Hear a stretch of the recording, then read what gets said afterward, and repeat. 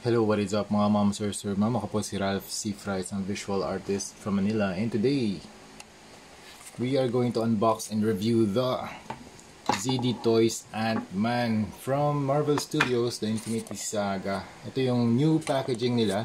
Chinek ko yung unang version ng ZD Toys na Ant-Man and wala silang pinagkaiba. So, ang ginawa nila dito is they just repackaged it and changed the base, and this is the same figure from the first release. So sa packaging, we have the window type packaging here, ZD Toys logo, 3D rendition of Ant-Man. Kaso iba yung rendition nila dito kasi yung helmet niya merong dalawang lines na red. Dito wala. So Marvel Studios, the Infinity Saga. So dito meron ding logo of the Avengers and the Infinity Saga here. Sa likod, you have the shot of Ant-Man, dynamic shots, and have the ZD Toys logo, barcode, QR code, barcode. Yan. And then we have the base. Ito yung, okay naman yung plastic quality. Hindi lang siya na-cut dito, pero rectangular base talaga siya. And then we have the Marvel logo here. Okay din Para siyang sculpted din siya. Hindi siya sticker. Tapos you have the clamp. Hindi siya spring-loaded, pero okay na rin. Mahawakan naman yung figure kasi mahigpit siya. Okay? And then you have the figure. Kung gusto niyo makabili, 750 only sa Laruanan. They have a Facebook page and a Shopee page. Okay? So yun, start tayo sa details. Sa head, yun nga, ang armor na to, chinek ko, yung version 1 ay pareho lang. So they just repackaged it to make it like a black packaging. Siguro sineselebrate nila yung Marvel Infinity Saga na para ayan, meron pang Infinite Action C na branding or toy line pala. So walang pinakaiba to sa version 1, same pa rin siya. So I checked the helmet.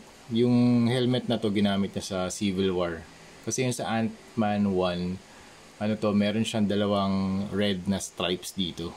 Ayan, papunta sa kanyang eyes.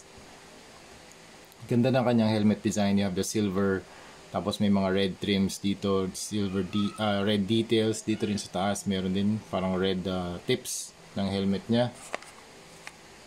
Ganda ng pagkakagawa ng silver nila. Medyo shiny finish.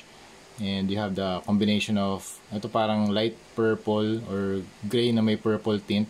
And then you have the red gloss. Ganda talaga ng red ni ZD Toys. Tapos, ganda ng texture ng ginawa nila rito sa body. You have the texture over sa suit. Super nice. Dito walang texture sa likod. Flat lang. Pero yung dito sa harap meron. Dapat meron din dito Ayan.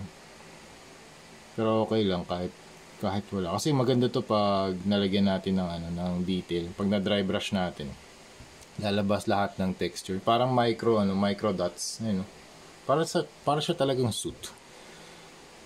Tapos okay din yung extension ng ab niya dito sa torso, kasi pag inangat yung ganyan, wala siyang space. So yun yung maganda rito sa Ant-Man na to. Maganda rin yung detail niya sa eyes. Ganda talaga ng paint niya very glossy red. Wala namang overspray or anything. Ganda rin yung detail mechanical detail ng helmet. Pinagmamasdan ko. Ito yung pinakamagandang feature sa kanya. Yan, itong helmet niya. Tapos, you have the pouch here, mechanical, you have the backpack here sa likod. Tapos, pouches. You have the belt. The buckle. Silver buckle. Maganda yung combination ng silver, black, red, and touch ng gray lilac dito.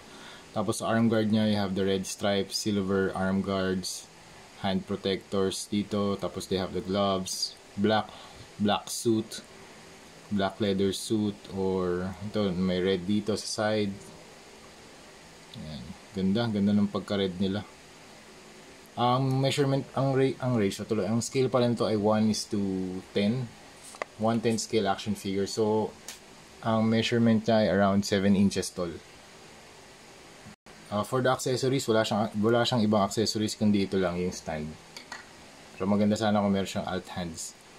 So sa proportion, parang ang laki ng head niya. Tsaka medyo parang ang ikli ng, kung ganito kalaki yung head, dapat mas mahaba yung legs. So sana mas maliit lang yung head niya. Pero overall, kung i-display lang naman, maganda to pang pang giant man. Kung meron kang mas maliliit na mga action figures or mga statues or 3D printed statues, pwede to pang pang giant man. Maganda siya. Kasi malaki yung head niya compared to the legs. So yun, ito yung back niya. And then articulation, okay, head 360, pwede up, down. Fairness yung up down, kamay, okay, ikot,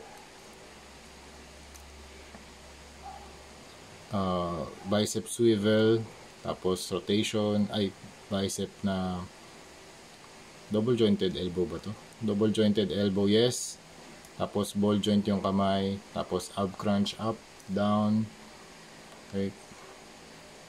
Tapos paa, up kick, double jointed legs, tapos ball joint yung paa. So yun, overall, this is a nice figure of Ant-Man. 750 only. Meron ka ng Ant-Man na figure na, with the basic articulation. And yung shake test natin, medyo loose lang onti ito. Yan. Tapos parang medyo meron lang dumi dito. Yan, sa part na to. Yan. So overall, this is a very nice action figure from ZD Toys. Pero yun nga, sana magkaroon ng second release. Second version ng Ant-Man. Okay? So yun lang. Thank you for watching and see you sa next video. Bye-bye!